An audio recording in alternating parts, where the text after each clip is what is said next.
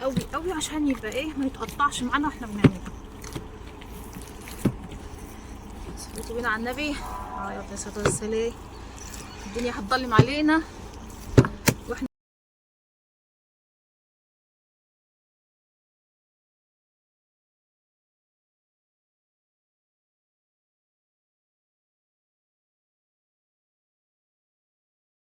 صلوا على النبي يا جماعة، حطوا لنا لايك كده وكومنت واعملوا لنا اشتراك لأول مرة تشوفوا القناة بتاعتي. يلا صباحكم فل، يلا بينا نشوف عملنا ايه ونسمي شويه الله. الدقيق هنحط شويه من الملح، شويه صغيره كده اهو من الملح، مش هنحتاج اكتر من كده. لو عندك شويه بيكنج باودر صغيرين حط، بس احنا ما عندناش بيكنج باودر، بيبقى حوالي معلقه واحده كده او نص معلقه.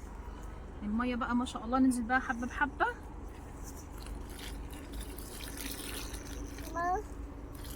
تاني ما شاء الله.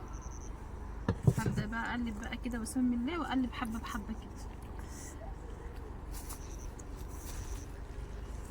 ما شاء الله. اللهم صل على سيدنا محمد وعلى اله واصحابه اجمعين. ايه رايكم بقى بس في الاجواء اللي احنا قاعدين فيها الجميله والفرن البلدي وشايفين بقى المنظر الجميل؟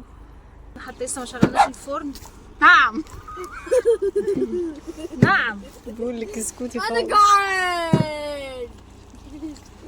ونقعد بقى نلت ونعجن ونلت ونعجن لحد ما نفسنا يتقطع عشان ناكل فطيرتين. فطيرة؟ انت هتعمل فطيرة؟ ان شاء الله. بحسب كيف كفاية. انا هخليها لكم بلوزه. في الشتا ده ما عنديش ميه ساقعة يا ماي. هتشرب ميه ساقعه في الشتاء ده اهو. او احب الشتاء او مش بيحب الشتاء.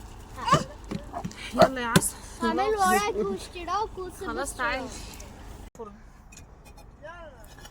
لازم بقى الفرن نطلع منه التراب القديم، عشان ايه لما نعمل الجديد بقى ونحط الحطب والحاجه نولعها ما تطفيش من التراب ده.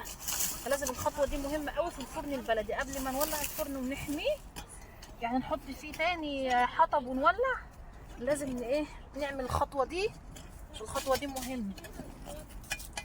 اصلا ما بفكرش.